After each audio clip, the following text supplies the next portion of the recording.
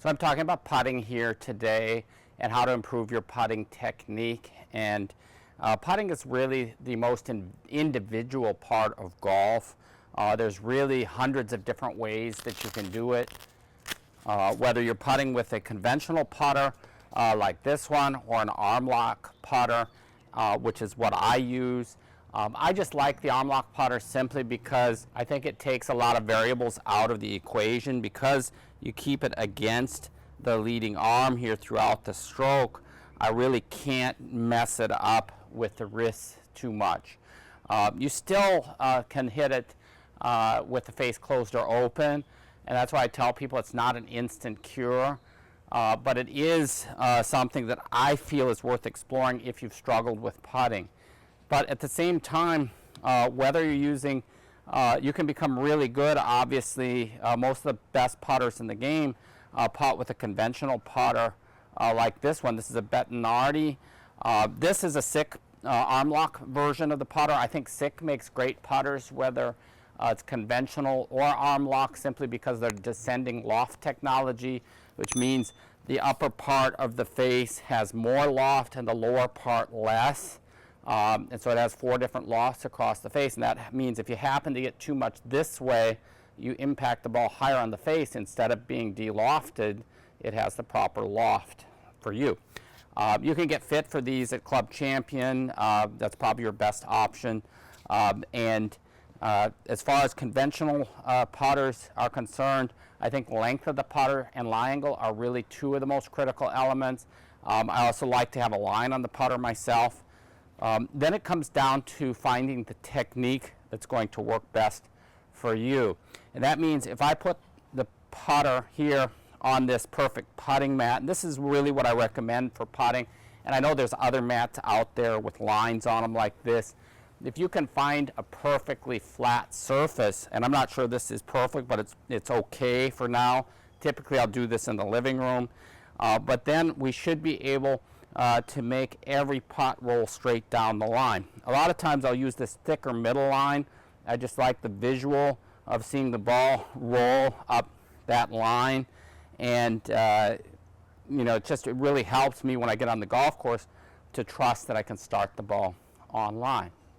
So what I see a lot with people is, and I'll start with a conventional putter, is first of all, the putter's not staying anywhere near on the target line for very long.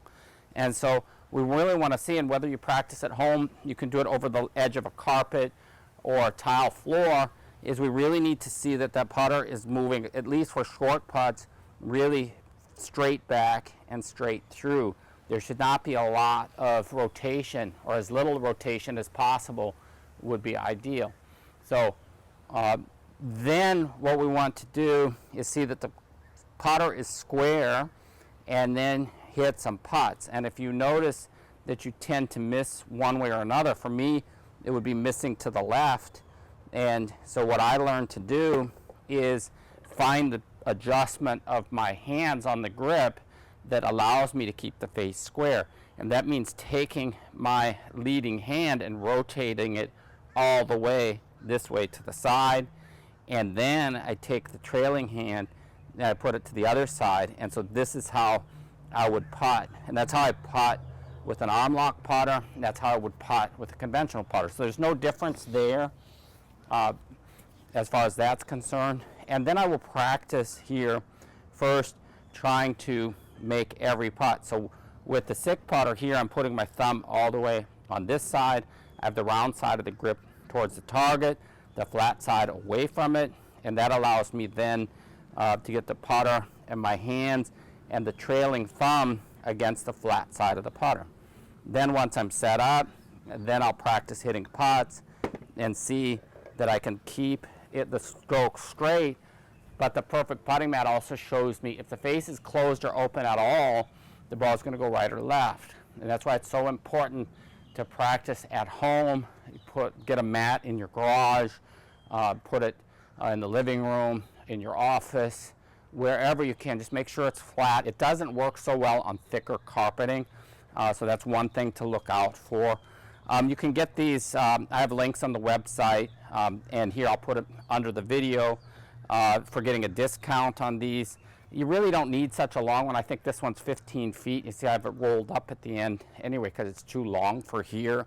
Sometimes I'll putt from 10, 12 feet, but mostly I'm working on 3 to 6 feet. I just want to get the feel here of going through my routine, getting the ball in the right position. I'm looking at the line on the putter to see that it's square, and then I'll get a feel from swinging that it's straight and staying square, and then I'll get up and hit it. I see it was dead square, and I also check the position of the putter here in the finish position. So whether you like to have the leading hand low and the trailing hand above, or some other variation, what I want you to do is to make your strokes over the line and to see that the face is square at the finish. So if you can hit a putt like I did and hold the finish, then you can check to see if the club face is square. So you may actually be making putts with a lot of rotation. I see people finishing way over here like this, and they're not even aware of it. So putting's really the great equalizer. If we become good at the technique and are able to keep the face square through impact, we have the ability to putt as good as anybody else. So the first step is to be able to hit a straight in putt consistently and make it every time from 3 to 5 feet, and then you can go out on the green and try breaking putts. Most people can't be consistent on a straight putt consistently, so what do you expect on a breaking putt? So we really need to get good at that. So typically one of my drills that I'll have people do on the green a lot, is to put go ahead and get set up, and then take the leading hand off, and then make some strokes with just the trailing arm. This will be really difficult, but it's really going to help you learn to control the putter a lot. And then the goal is to make 10 in a row. And so if you can make 10 in a row doing that, then we'll do the same with the trailing hand.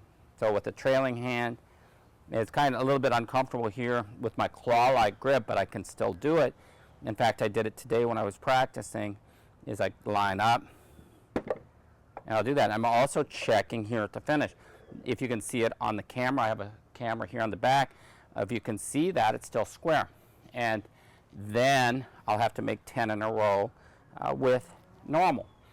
And then I'll move back another foot, and then back another foot, and back another foot. Once you get really good at the straight putts, then you go out on the green and you practice alternating right to left, left to right, but also short putts first. And then you have the factor of learning the right speed, because there's a lot of different breaks that equate to the speed. So if you hit really slow, a really slow putt, it's going to break a lot. If you take the break out and you hit it hard, there's going to be very little break. So you really need to get a feel and make a decision before each putt how you're going to hit it, and then pick a target and hit a straight putt. If it's right to left, you're going to hit a straight putt to the right side of the hole and let gravity do its thing and have it break into the hole. So I'm going to have future videos more in depth on what I do as far as speed control. But first, work on this. If you don't have a putting mat, the Perfect Putting Mat is the best mat I've found for putting, and it's just a great tool to have. Just find the discount code either on the website or here below this video. Thanks for watching. I hope you all have a great day. Practice hard.